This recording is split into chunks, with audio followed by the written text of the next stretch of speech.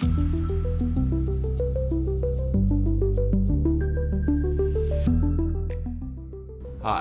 I'm Maurice Jones, president of Graceland Ministries. In our last video, we discussed what you need to have when you're talking to a Jehovah's Witness. And we said that you need to have at least 2 different Bibles. One Bible from the Westcott and Hort text, okay, like an NIV or a NASB or NEB, and you had to have a King James Bible or a New King James Bible that comes from the TR or the Texas Receptors. Now in this video, we're going to talk about what you need to know before you even begin to try to share the gospel with a Jehovah's Witness. Okay, so now we're going to assume you have your 2 Bibles. Okay, so that's the first thing you need to know. You got to have those 2 Bibles. The second thing you need to know about a Jehovah's Witness is his mentality. Why is it that he believes the way he believes? You don't want to know what he believes. That's easy. You can go online and you can look that up, or a Jehovah's Witness will be willing to tell you what he believes. What you need to know is, why is he starting from this position? Why is he holding to this viewpoint? Okay, so we're going to open by saying this. I wrote a paper a while back on Jehovah's Witnesses, actually a really long time ago. So I want to read a quote from you.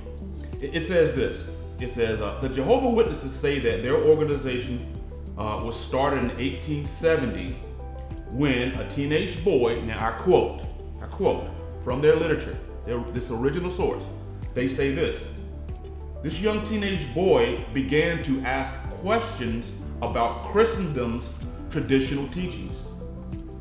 This young man, Charles Taze Russell, from 1852 to 1916, was, and I quote, perturbed by such teachings as predestination and eternal torment in hellfire, unquote. So, the Jehovah's Witnesses are telling us that their founder had a problem with the idea of predestination and God's sovereignty.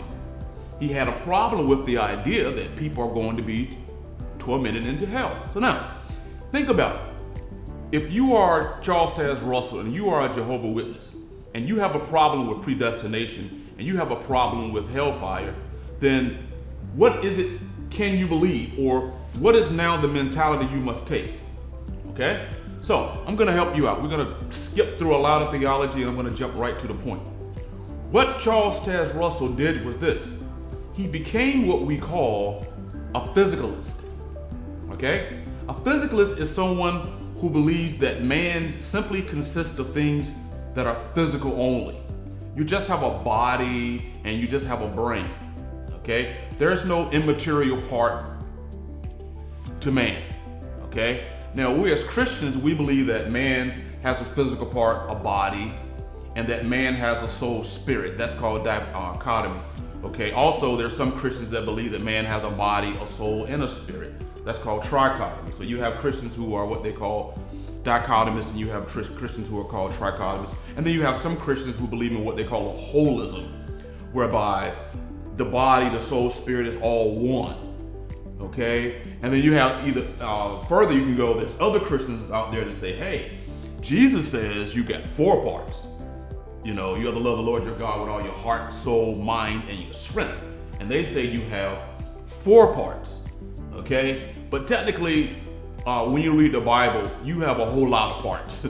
Okay? It's easy to say, I believe in dichotomy 2 parts, or it's easy to say I believe in trichotomy 3 parts. But when you read the Bible, you got a body, a soul, a spirit, a nous, which is your mind, you got a consciousness, you got a cardia, which is your heart.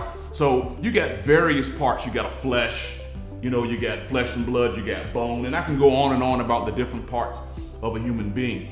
But when you're talking to a Jehovah's Witness or to an atheist, because atheists are physicalists too, you only need to believe in 2 parts. Man has a physical part and man has an immaterial part. Okay? Because to a Jehovah's Witness, man only has a physical part. Now, why is it? Because think about it. If man only has a physical part, then man doesn't have a soul. And if man doesn't have a soul, then there's nothing that can go to hell. Because in Matthew 10:28, Jesus says, don't fear man, fear God, which is able to destroy both body and soul in hell. So if you don't believe in predestination, okay, and if you don't believe in hellfire, the logical thing for you to do is not to believe in a soul. Because if you don't believe in a soul, then there's nothing to go to hell. Okay?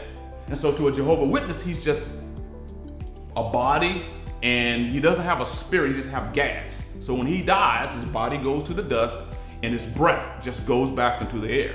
So there's nothing for him that can go to hell. So he doesn't have a soul. To a Jehovah's Witness, he is a soul. And so to Charles Taze Russell, that solves the problem of hellfire, and that solves the problem of predestination. Okay? Now, one thing about a Jehovah's Witness that's different from an atheist, like I said earlier, an atheist, someone who doesn't believe in God, by definition, he has to believe in physicalism. He has to believe that he's just all body.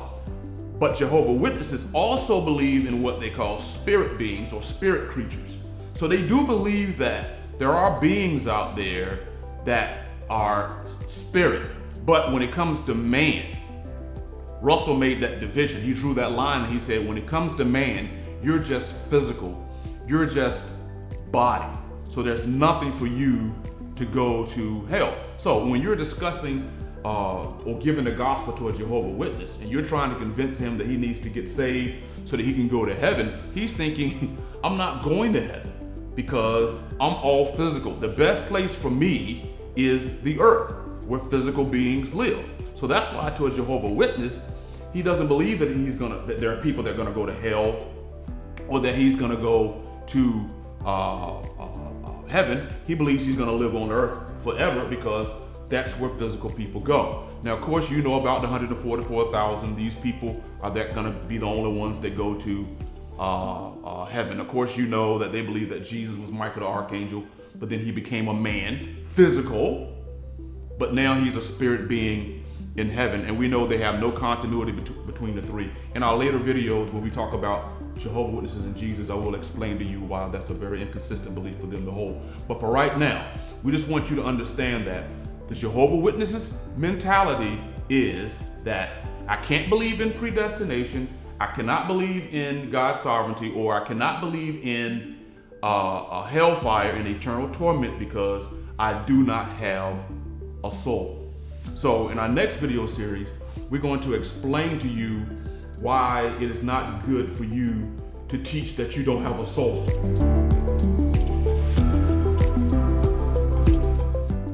Thank you for watching this video. If you enjoyed this content and would like to see more from Graceland Ministries, please subscribe, share, and support us financially online using the links in the description.